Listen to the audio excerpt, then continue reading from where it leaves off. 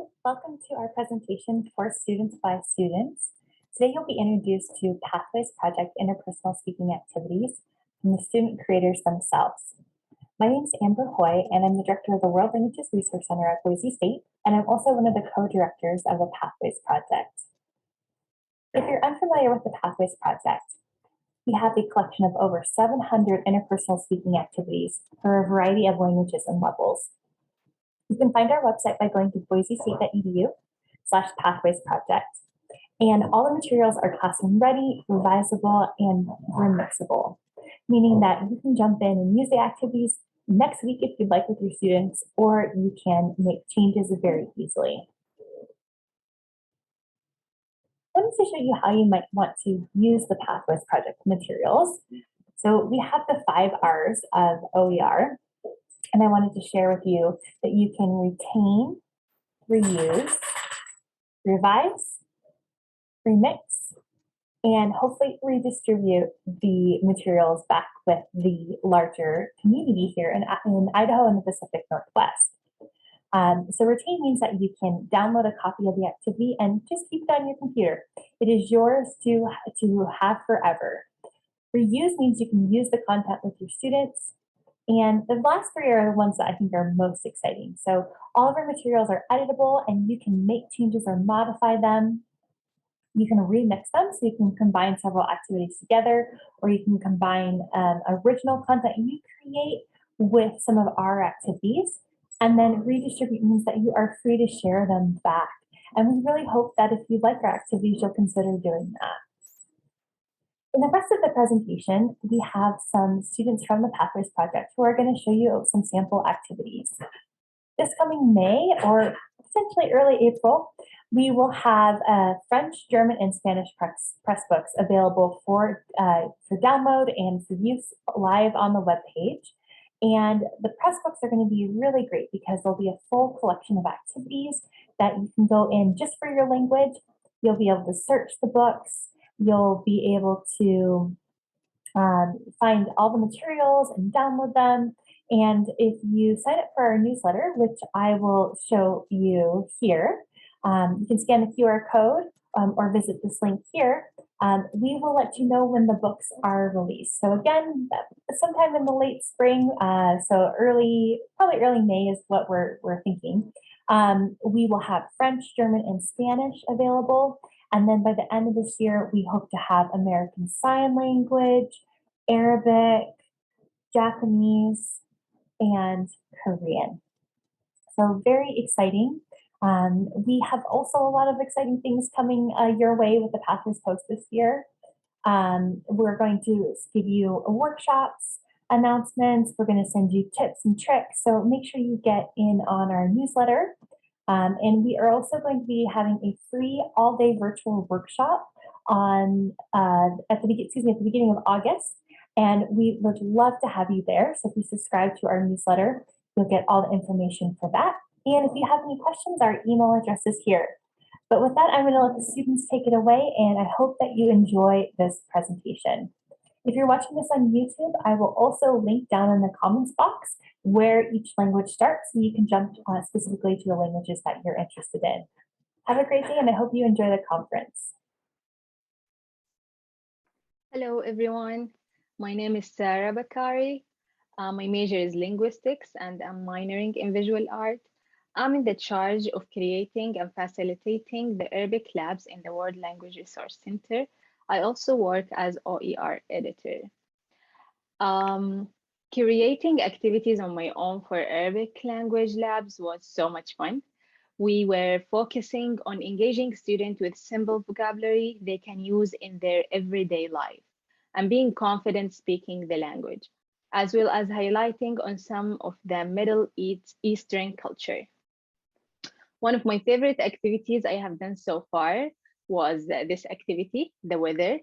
It was for Arabic 102, Arabic level 2, which is basically helping students to focus on learning how to ask and answer questions about weather conditions and the 4 seasons, spring, winter, fall, and summer. Let's go through the activity together. So we first go through the can-do statement. And then for the warm-up, I'm giving them some vocabulary for the weather so they can familiarize themselves with. For example, here they have to choose the right word according to the image. الطقس اليوم بارد حار ماطر. The weather today, is it cold, hot, or rainy? And then according to the image, they're gonna answer. So ماطر, that's mean rainy. And here it's snowy, مثلج. مشمس, sunny. Stormy, عاصف. And then we go to the main activity. The main activity here, basically, they're gonna ask each other questions about the weather conditions, the different 4 seasons, and some of the daily routine questions. Oh. So here's the question. I'm gonna give you 2 examples. The first here, هل تحب فصل الشتاء? Do you like winter? Do you like winter season? Here, هل تحب الطقس الحار? Do you like hot weather? بالنسبة لك ما هو أفضل فصل? What's your favorite season for you? Students will try to ask and answer each other all in Arabic. And then lastly, for the warm-up,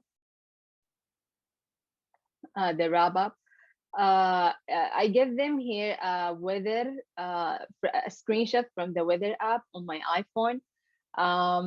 Describe the weather. I'm gonna assist them with questions. How is the weather in Boise today? How about tomorrow? How about on Thursday? How about yesterday? And like this, and they have to answer me according to the screenshot they have. And then we move to the culture part of this activity. Usually I let students read this. It's basically describing the weather in Middle Eastern countries most of the time. And then if they are planning to visit in summer, what should they wear? What shouldn't they wear? And then last thing, what do Arabs or Middle Eastern people wear and don't wear in the different seasons? And then lastly, we go through the can-do statement again. I evaluate how is the student understanding, and then ask them if they have any questions. To be honest, I really enjoyed doing the labs and creating these activities for students. It helped me a lot. Personally and professionally, I learned a lot of my own language, and then I shared that with my son. Now my son, he is a bilingual kid. He speaks Arabic and English. And then I had the opportunity also to build more than one kind of Arabic resources for Idaho educators and students. Being creative in doing activities to suit both in-person and online classes. And then also, I feel so happy when I see that most of the students enjoy attending labs, practicing Arabic. I have been in their shoes once, and we both understand that it's okay to make mistakes in the conversation labs, and this is the only way that you can learn the language and practice being confident with the language. Yeah, thank you. Hi, my name is Monica Potts. I'm a member of the World Language Resource Center team here at Boise State. I completed my minor in sign language my sophomore year at Boise State, and I've been really blessed to continue using the language and keeping my skills up through this job.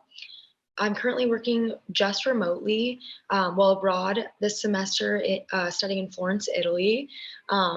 I've been really grateful for the opportunity to continue to work and focus specifically on a project we've been working on called Pressbooks. So Pressbooks focuses on all of our different labs and it outlines our curriculum in different chapters in a very organized way to make it very user-friendly. So high schools and programs and basically anyone can have access to our labs.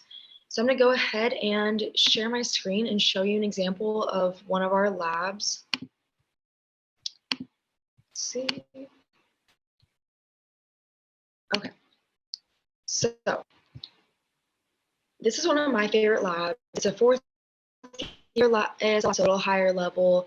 It's a face-to-face format, which I'll also be showing you the online formatting. We go through descriptions, semantic topics, grammatical structures, and standards. This is really all just for the lab assistant to know what we're going through here.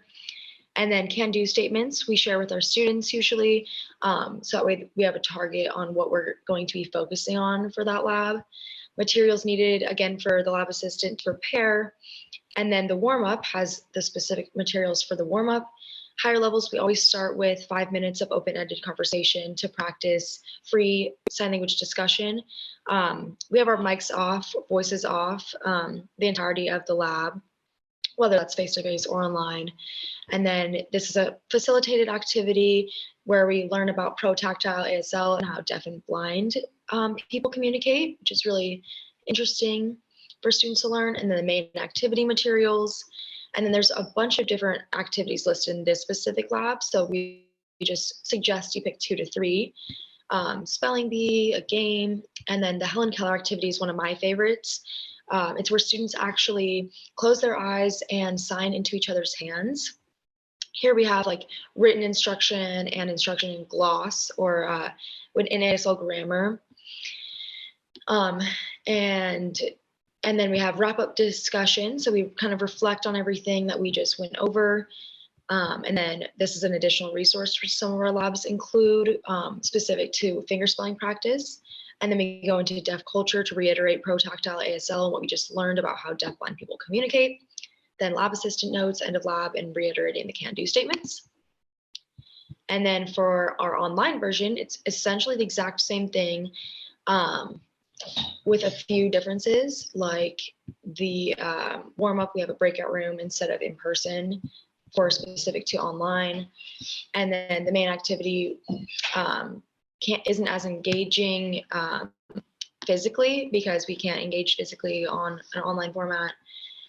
So we have an alternative activity that's specific to Zoom. But other than that, it's basically all the same.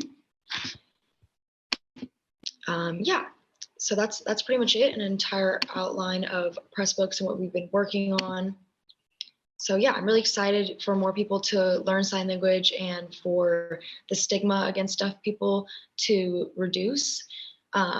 Because I really truly believe the more people that know sign language, the more people can recognize that deaf people are just as capable as everyone else, and they simply just communicate differently.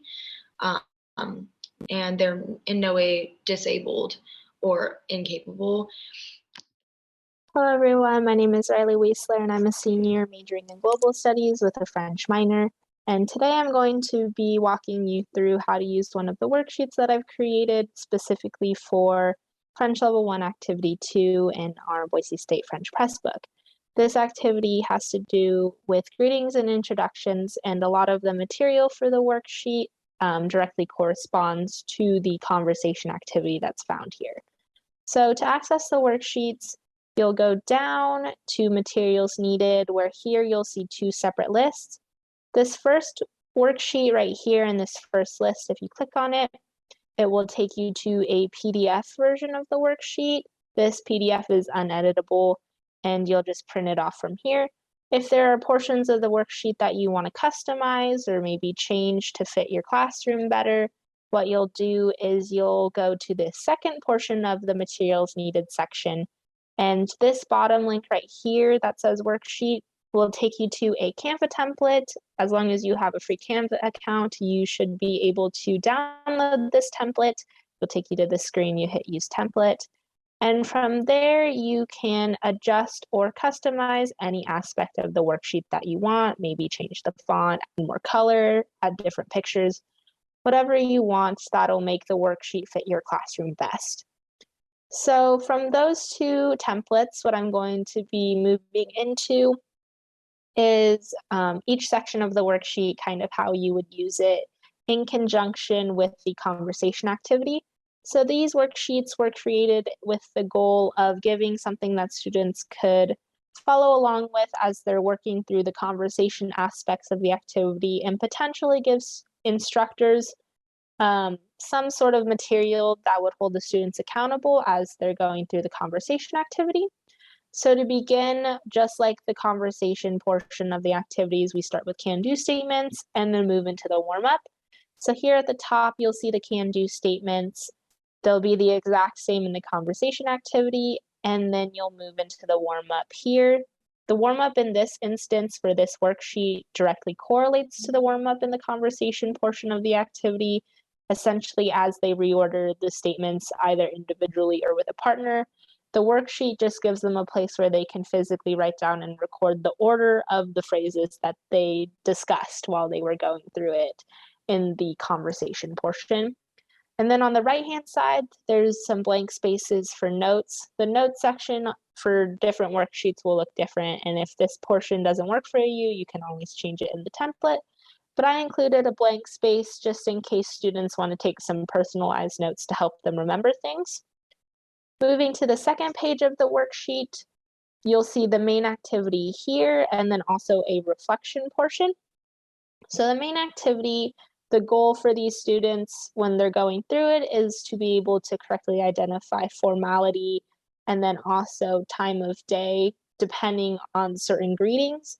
For example, bonjour versus bonne nuit, which good morning versus good night, or coucou versus bonjour, coucou being a little more informal, so you'd only really use it with close family and friends.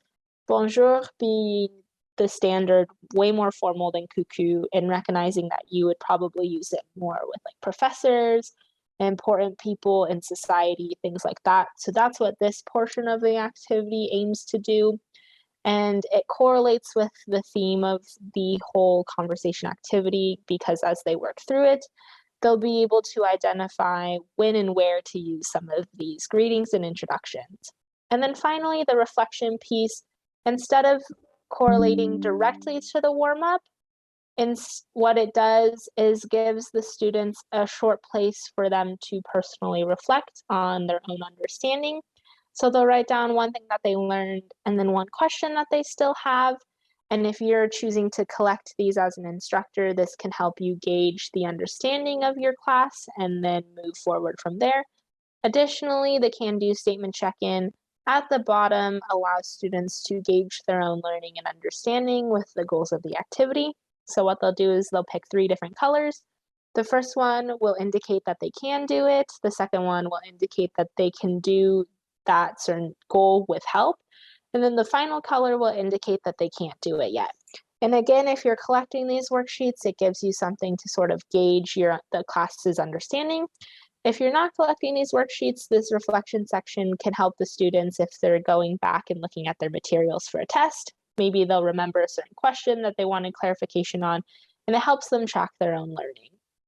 Finally, this worksheet specifically has an additional 3rd page that incorporates cultural elements that are there in the conversation activity. Specifically, this one focuses on la bise, which is the French cheek kisses. This page specifically is optional, so if you feel like your students may not need all this cultural information on top of what they're already learning, you can omit it from the worksheet itself. But in this portion, they'll use this website called Combien de Bises, and they will use this site to fill in the blanks on the map on the worksheet. And essentially the goal of this portion is just to help students gauge how many bees you use depending on what region of France you're in, and just provide them that understanding that la bise is used differently depending on the Francophone culture, the country you're in, the region, the setting, and sort of a short introduction to some of those more fun cultural elements of French that aren't necessarily learned when you're just going through grammar and memorizing vocabulary. I hope this short tutorial or walkthrough of my worksheet helps you if you're planning on using them in your classroom. Thank you. Bonjour à toutes et à tous. My name is Jasmine Wall, and I'm a senior this semester, graduating from Boise State with a bachelor's in French and in global studies. And I also recently joined the team at the World Languages Resource Center as a French conversation assistant and an open educational resources editor. So today I'm super excited to share with you guys this bingo review activity that I did with my lab students a couple weeks ago that they really enjoyed, and I think your students may really enjoy as well. So this is for French level 4. That would be the 4th semester of college level French, or French 202 is our course name. And what makes this bingo special is that when you call out a letter and number, whichever students have that combination need to form a question with whichever grammatical structure that corresponds to the letter of the call that they got. So I will show you guys how to access this virtual bingo. It is super easy and they really love it. Each time a student forms a question, they pick a classmate to ask it to, and it's just a really fun time. So here are the links to the student bingo cards. There can be up to 30, and for a Zoom or online class, you'll just copy these links and send them individually to your students. And then when you're ready to play the game, you just click call game. You can see how far my students and I got. So for example, with the call 074, which is the last one that my students and I got, O corresponds to the si imparfait and conditionnel. So they have to form a question with the imperfect and the conditional tenses and ask that to a classmate. And there's also an option if students are having a little bit extra trouble coming up with their own questions or phrases. We have this link, which we could use to have students fill in the blank and still complete the activity this way, using these verbs given, etc., and the responses. So none of my students reached a bingo in the short time span that we had, but you can play it until one student gets a bingo, or you could play a blackout game until they finish the whole card. But it was a really fun experience. We all got to learn a little bit about each other, and they did a really great job practicing their grammatical structures and reviewing what they had learned in class. So I hope you guys enjoy looking at this bingo game and maybe using it with your own students. Thanks for listening. Hi everyone, I'm Reagan. And I'm Sean. And we've been working on the Pathways project for the Boise State World Languages Resource Center. The activity Sean and I chose to highlight today is a beginning German activity called Sehenswürdigkeiten, or sightseeing. All of our activities follow the same format with a warm-up, main activity, and then a wrap-up, and have a section with a Google presentation and any other materials you will need. Before each activity, we list a description of the activity, the semantic topics, which are keywords about activity, the products that we use in the activity, the practices and cultural perspectives that the students will learn about, along with the national standards, world readiness standards, and Idaho content standards. At the beginning and end of each activity, you will find the can-do statements. At the end, have the students give the old thumbs up or thumbs down as they evaluate each statement. We're going to scroll to the very bottom of the activity, and you'll find the cultural notes section. In this section, there could be videos, links for further written information, and other culturally relevant information. For each video, the link is embedded in the written portion of cultural notes. This will make it easier for you to copy and paste into your presentation or to send it to students for further learning. In this activity, students are going to be working together to match famous German buildings, churches, and castles with their descriptions. To prepare for this lab, make sure to print and cut out the German landmarks cards, which are attached in the materials needed section in Pressbooks. Sean is going to pull up those landmark cards in Google Presentation now so that you can see how to access them and what they look like. So if you just click on Google Presentation, you'll find the link embedded. And here is the Google presentation for this activity. They all follow the same format. You'll find the can-do statements at the beginning, the warm-ups, the main activity, and then the can-do statements one more time at the very end. We're going to back out of this and we're going to go into the German landmark cards. This is the materials needed for this section. You'll find at the beginning, as soon as they load, the beautiful German buildings, castles, churches. You'll want to cut these out. And then you'll find the descriptions of each of those landmarks. So you'll want to have a set for each of the groups that we're going to have, and you'll want to have these cut out and ready to go for the main activity.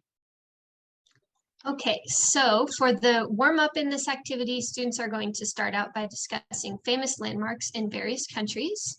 For example, Sean, what's a famous landmark in Boise? Oh, a famous landmark in Boise is our beautiful train station. And Reagan, what's a famous landmark in France? The Eiffel Tower. Oh, beautiful. So for the main activity, give each group a set of the German landmark cards and a set of the description cards, which you have already printed. Mix them up and have the students match the descriptions to the German landmarks. And once the matching game is finished, to wrap up this activity, have the students choose 2 or 3 German landmarks that they would like to visit. Then you can give the students some time, depending on how much is left, for some online research on their cell phones, laptops, or iPads. And make sure to leave enough time so that the students can share with the others what they learned in their research. So there you have it. This is an example of one of the fun learning activities about German culture we have created for the Pathways Project. We hope you enjoyed our presentation and that our resources help you as German educators. Auf Wiedersehen! Hello, everybody. My name is Emma Eason, and I work here at the World Language Resource Center at Boise State University. I am currently a German lab assistant, and I've been working on German press books with the rest of our awesome team. And I'm here to kind of show you guys one of our favorite activities for the German level 4, and to kind of go over the beginning stages of this activity.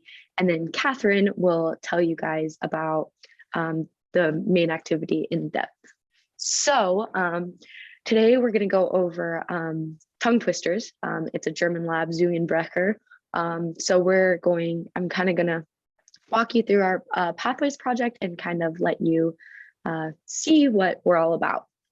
So we started off with the description in here, kind of telling you what this lab is over and what you'll have to do. Same with the semantic topics. That's kind of what the students will be able to do after this lab.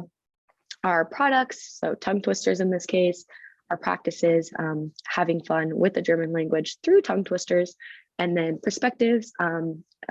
They're just fun activities that create low stress environments for German language acquisition, which I find very helpful when teaching labs. Fun labs create effective low filter. So it is so fun to do these types of labs. So in most of our labs, whether it's German, Japanese, Arabic, anything, we like to include standards, whether that is Idaho content standards or ACTFL standards. So here you can see all the ACTFL standards, which all languages use. And then you have the Idaho content standards. And then one important thing that we love here at the World Language Resource Center are can-do statements. So can-do statements kind of take in those Idaho standards, those ACTFL standards, and make a can-do statement that we start and end each lab with here. So in this case, I can compare German tongue twisters to English ones. I can enunciate different sentences with words that are similar to one another, and I can understand German tongue twisters. So this is how we start off the lab. And then at the end of the lab, we'll kind of check in with students. Do you think you can do it? Are you on the edge of it, or can Can you not do it at all? And do we need to go over it again? We also have all of our materials that you will need for this lab. So we have our presentation and cultural aspect, a video, and then our warm-up for this one. So we like to do fun things for your warm-up. So we like to do videos from Germany in this case, or Kahoots or stuff like that. So here our warm-up questions are, what is a tongue twister? Do you know any tongue twisters? And then you watch the video, the Learn German with Anya, and then you practice some tongue twisters together. And then Catherine will go over the main activity with you guys, but that is it. These are usually all in German. We try to do our labs 90% in the target language. So these will all be in German and not in English. But yeah, thank you guys. Hello, everyone. My name is Catherine, and I'm working here at Boise State in the WLRC as we are working through on this on the Pressbooks project. And as my colleague Emma has already gone over the can-do statements and the warm-up activity for this specific German level 4 activity number 8 about tongue twisters or Zungebrecher, I will go ahead and finish the explanation for this activity, going on to the main activity and the warm-up, or sorry, the wrap-up. All right, so as we see here in the main activity, the instructions are listed in English and in German. And this is just a basis of what the activity is, a very basic foundation, and it is made so that it is easy to customize to your classroom's needs. So this first activity is saying here that everyone receives a German tongue twister, and they have 5 minutes to learn how to say it and to try to say it as fast as possible. And then afterwards they get together and they each try to say the tongue twister themselves. And so the tongue twisters are listed here. Just some sample ones. And this is really easy to change up if maybe you're doing a specific food unit or something, and you can change it to German food tongue twisters. I also think that a fun way to make this activity more interactive or is to make it a little competitive is to perhaps choose one tongue twister and kind of designate a group of people to that tongue twister, and they can learn it in that 5 minutes or so, and then you can have a competition of who can say it the best or whatnot. But if that's maybe not the best way in your classroom, you can change it a different way. It's the beauty of having it be very customizable. And then in the wrap up, it's very simple. You can just ask your students how they found the activity. If they are more difficult, if German tongue twisters are more difficult than English ones, and if they know maybe any other German tongue twisters. So those are just some examples that you can go off of. And then at the end, you can also go over the can-do statements and see if your students have achieved that goal. Thank you. Hello, everyone. My name is Grace McGordy, and I'm a senior majoring in global studies and minoring in Japanese. I currently work at Boise State University's World Language Resource Center as a Japanese conversation lab assistant. And when I'm not facilitating any of the labs, I work as an editor for the Japanese press books. So today I'm going to highlight one of my favorite activities in the press books that I've done in one of my labs. And I'm going to show you how easy it is to change any of the content in the activities to make it your own unique activity. So when you click on Pressbooks and on a specific activity, this is what you should see. So my favorite activity is the Japanese level 2 activity number 6 department store, because it has a cultural component in which students learn about Japanese department stores, and they can also practice buying items and using money, Japanese money.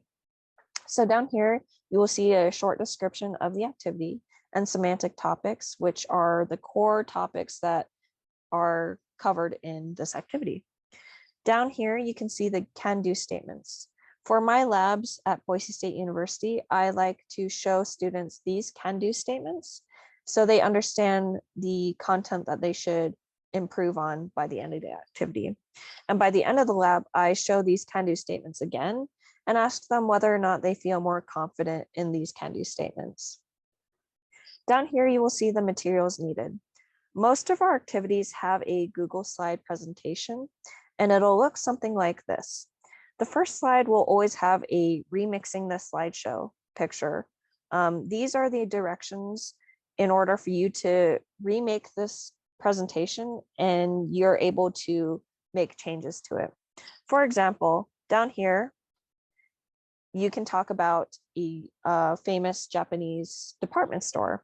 However, I actually studied abroad in Japan, and I have pictures of a specific department store I went to. So I put my own pictures here, and I was able to show students the different stores on each floor of the department store. So it was really interesting for the students to see a pet store and a game store on the same floor. So they were really excited to see that. So you can see that I made changes to the presentation myself. And you're able to do that really easily as well by just following these directions. So if we go back to Pressbooks, you'll see that there's 2 additional resources that are necessary for this lab in person. The first one is the objects for each store. In the main activity, students will be buying items, and you can have these items and print them out so students can physically buy something, and it makes the activity more personal. The third material needed are the scenarios. So students will get these scenario cards, and it'll detail what they need to buy and why they need to buy it. For example, this scenario is talking about how it is a friend's birthday, and so you need to buy a gift.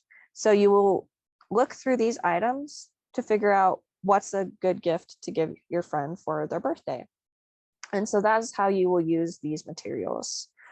For the warm-up activity, which is the first part of this activity, you will be talking about American and Japanese department stores. So students will be comparing and contrasting what both department stores sell and what they don't sell. And then you can talk about famous Japanese department stores like I did in this presentation here. I talked about this famous Japanese store, Aeon. And then for the main activity, you will split students into customers and store clerks. So the customers will need to converse with the store clerks in buying items. So they will get one of these scenarios, and then the store clerks will have all of these items. And then they can choose what items they want to buy, but they need to ask how much it is and whether or not they will actually buy the item. What I like about this main activity is that the conversations can be directed by the students. Sometimes they will want to buy the item, and sometimes they won't. Maybe it's too expensive for them, and so they will say that, and the conversations will be different each time. So I really enjoy that. And you can see on the main activity and warm-up that there are Japanese instructions here. So in case there is a Japanese exchange student who is teaching these activities, they're able to read these instructions clearly. The bulleted points are, and they're in parentheses, these are examples of the dialogue that you can use. So I actually used these 2 bullet points when doing my lab. And this is exactly what I said to help the students with understanding the activity. So this is what we have on each of our activities so far, Japanese instructions and Japanese dialogue examples. So I really like how it is accessible to anyone. So then the wrap-up conversation is just a cool down activity, so it shouldn't be too strenuous. So you're just going to be asking students if they bought anything yesterday. So this will help students with the past tense form in Japanese, and they can also talk about their personal experiences, which is really important when conversing in Japanese. And then the end of the activity, you can see that we will re-show the can-do statements and then have them figure out whether or not they feel confident in those can do statements. So this is the activity that is my favorite.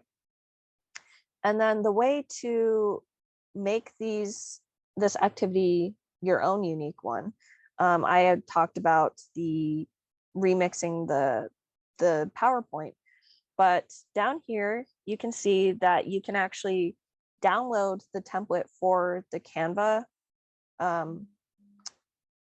pictures, and then you can actually click on this and it'll take you to this template. And if you click on use template, you actually have a copy of the template, and you can actually change these pictures. Maybe you don't want a chocolate bar on for one of the item cards, so maybe you'll change it to chips or something like that.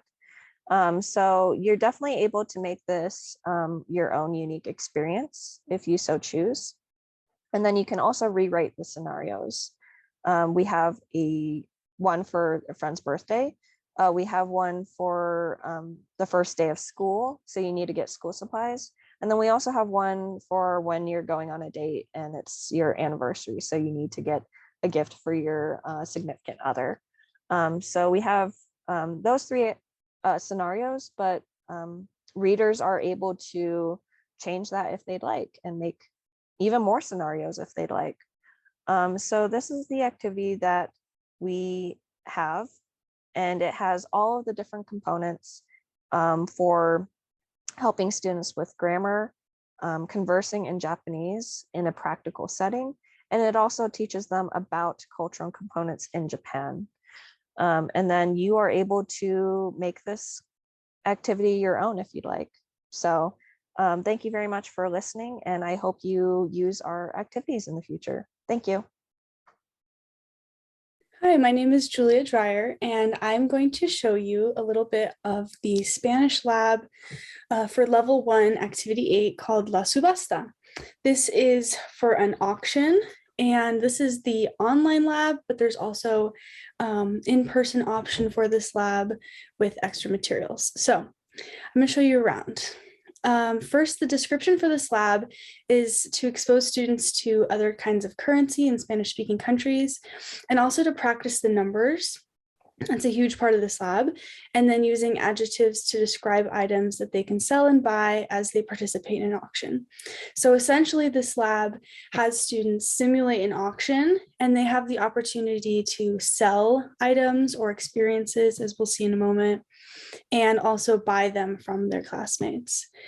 So the reason, first of all, that I chose to share this lab specifically with you is because it is consistently a hit with students. They absolutely love doing this lab. They get this little competition going, and they try to buy as much as they can. The descriptions get very creative and imaginative, and it's honestly just really fun to work with the students when they do this lab because of how much they enjoy doing it. So just like with all of the setups of these labs, you have the semantic topics, the grammatical structures, and then the products. At the top, you have your different standards for language learning. And here's where you're going to find the link for the Google slideshow. And this is the same slideshow right here. It's linked above. And I'm just going to show real quick. When you click on it here, you can go to File and then make a copy. And if you make a copy, you can actually make changes to the actual presentation. Like, for example, if you want to use different products or objects that the students can auction off or buy, you can change that in the presentation. And so, or if you'd like to add or take away questions for like discussion or something like that, you can absolutely do that. So that's the easiest way to do it, is to go to File and then make a copy. So if we go back to the press books where this lab is right now, I will take you through the actual presentation and the lab a little bit.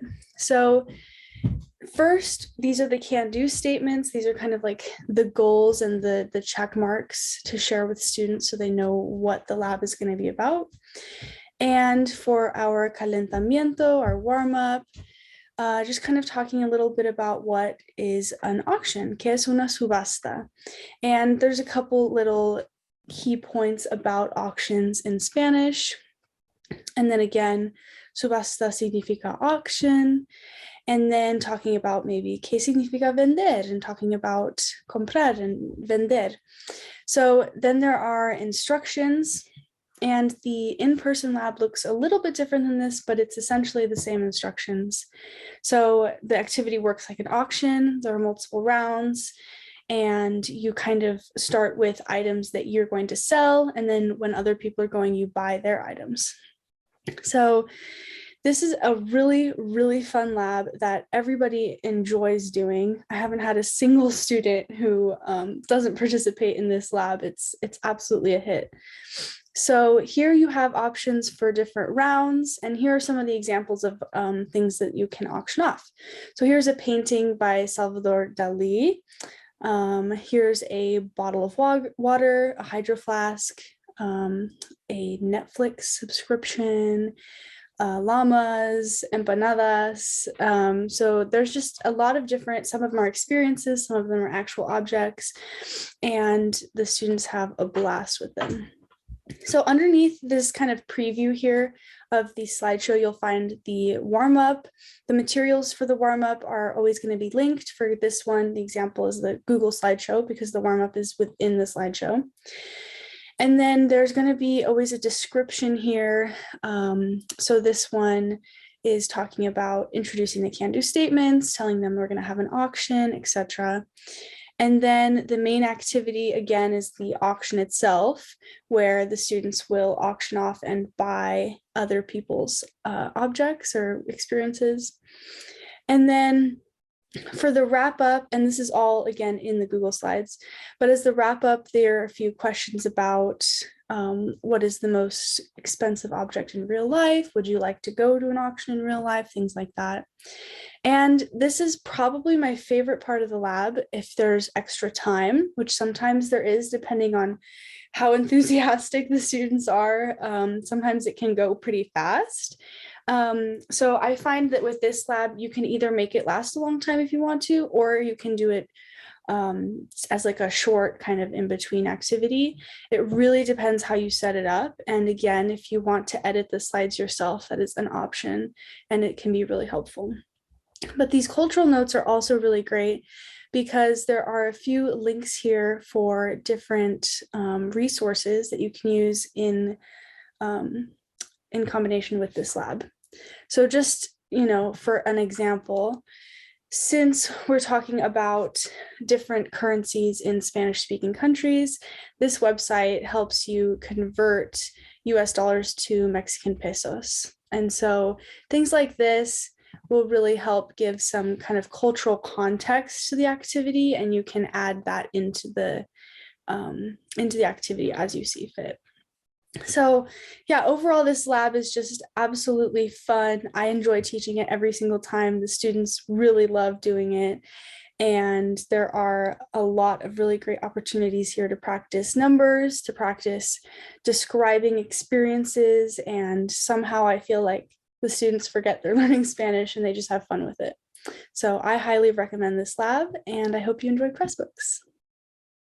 Hi, everyone. My name is Kaylin Phillips. I am a senior here at Boise State. I graduate this spring with my degrees in psychology and Spanish. And I've also worked as a Spanish conversation assistant for the World Languages Resource Center. So I've worked on and I have a bit of experience with this project. So I thought I would share with you today one of my favorite aspects and just kind of how to utilize this resource in your classroom. So I'm just going to scroll down here all the way to the activity that I wanted to mention. It's one of my favorites. It's in Spanish level 4, activity 8, called El Arte. So it's a conversation activity about art. As you can see here in the description, it talks about the activity. Students will learn to share their interpretations on artwork, as well as discuss and express their opinions with a partner in a group. We also have semantic topics. So students talk about art, artists. The goal is conversation about art and responding and asking questions. We also have grammatical structures here. So what is listed is conditional tense. On the activity cards, there are prompts, and a lot of the prompts use the conditional tense to get them talking about the art, and so they respond in the conditional tense. Then we have our actual world readiness standards and the Idaho content standards for world languages listed here. And then one of my favorite features are these can-do statements that we have for every activity. These statements help set the goals for the activity, kind of tell students what we're doing in the lab activity and what skills we're trying to practice. We talk about them at the beginning of lab and at the end so that we can kind of review and see how we did during the activity. Then we have the materials needed box right here. I'm going to go ahead and click on this Google slide presentation so you guys can check it out. You can use the presentation directly, or you can click File and make a copy so that you can make edits and change the presentation however you'd like in ways that suit your needs. We also have these artist cards here. One thing that I love about these artist cards is that they're all from Spanish-speaking artists. So that adds a really cool cross-cultural component. A lot of the students hadn't been exposed to this art, and so I think it's just a great way to get them exposed to different types of art and different cultures. You can see there's art from Frida Kahlo, Salvador Dali, Francisco de Goya, Pablo Picasso. So lots of great pieces that they can talk about. We also have these little prompts here that get them talking about each piece. I'm going to scroll down to one that has the conditional tense so you guys can just see what I was mentioning earlier. Here's one: would you buy the piece of art? Who would you choose as an actor in a movie for this piece of art? And so, yeah, the students have to use the conditional tense to respond and kind of take that situation and respond in a way that makes it their own. And so it's super great because it's a great way to encourage kind of spontaneous conversation. The students really enjoy this activity, so a lot of conversation happens during this lab, and I just love it. And then we also have kind of like a step-by-step introduction for the activity. So the warm-up, we did a Google Arts and Culture activity, which is just using that app to take a selfie and see what piece of art it says that you match up with. It's just kind of a fun little way getting students to talk about art and talking in Spanish.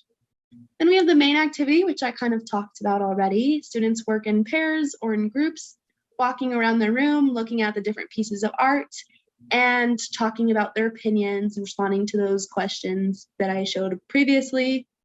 And then the wrap up, which involves students kind of reviewing the activity, talking about what some of their favorite pieces were, what called their attention. Another question here about whether or not they recognized any of the artists or any of these pieces of art before, which there tend to be some mixed reviews, which is also why I think it's super great to kind of get that cross-cultural aspect and that cultural exposure. And then once again, we read the can-do statements, check in with the students on how they did, and that's the end of the lab. It's super easy to use, and the activities are super great. Thanks.